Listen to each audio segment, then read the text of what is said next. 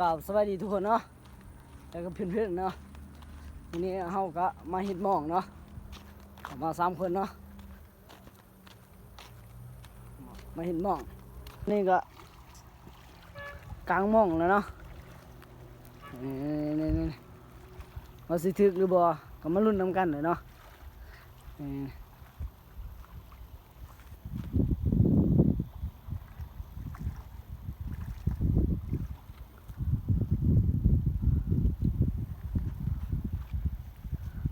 มันเป็นห้วยเล็กๆเนาะมันเป็นห้วยตอนนี้ก็เป็นหน้าที่ไหลเนาะไหลปลาเนาะให้ปลามันถึงหม้องเนาะมีการมุดน้ำนำเนาะไหลมุดเอามุดผู้เดียวเนาะไหลผู้เดียวว่าวันนี้เป็นเสียนเนาะเสียนไหลอยู่แล้ว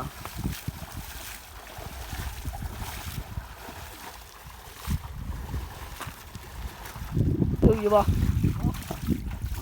บ่มานเนาะบ่มาน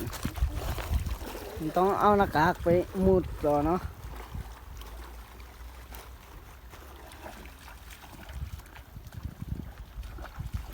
บรรยากาศตอนนี้ก็แดดแห้งเนาะมันเป็นแดดแห้งแดดมันแห้งเนาะบรรยากาศบ้านเฮาเองเนาะแดดมันแห้งตอนนี้ก็เป็นเวลา1 โมงบ่ายแล้วเนาะเวลา1 โมงตอนนี้ก็เฮามาเจอหอยเนาะหอยเซอรี่หรือว่าหอยปลากว้างก็คือกันนั่นแหละเนาะแบบบางบ้านบาง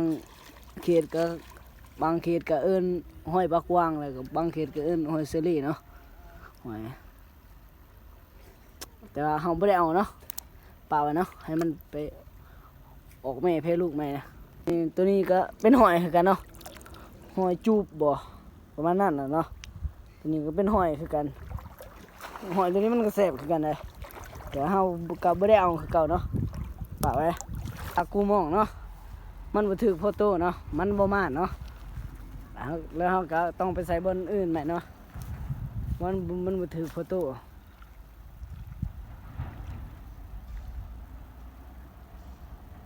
ตอนนี้ก็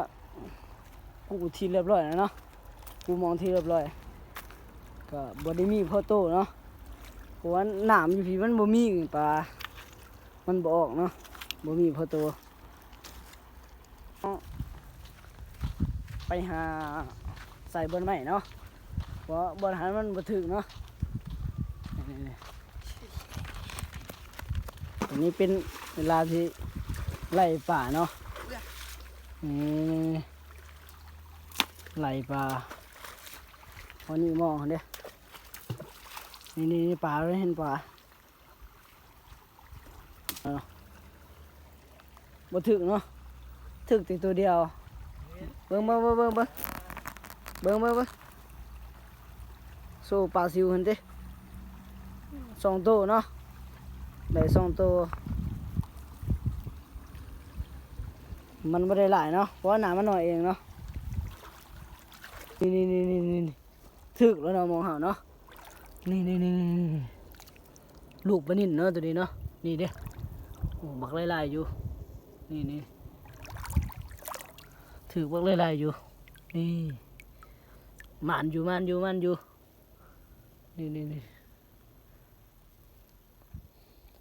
เนาะทางพี่ไม่ได้ถึกเนาะทางพี่ไม่ได้ถึกบ่ได้มีโฟโต้เนาะตัวหนึ่งเนาะเนี่ยเนาะเอากูเลยถึงตัวหนึ่งเนาะตัวอีกอยู่เนาะมันอยู่นี่ถึงอีกทีไปเลย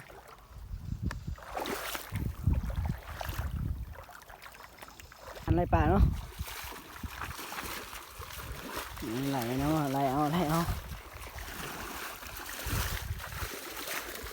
มันสิถึกหรือบ่เนาะเบิ่งมันลุ้นนำกันเนาะ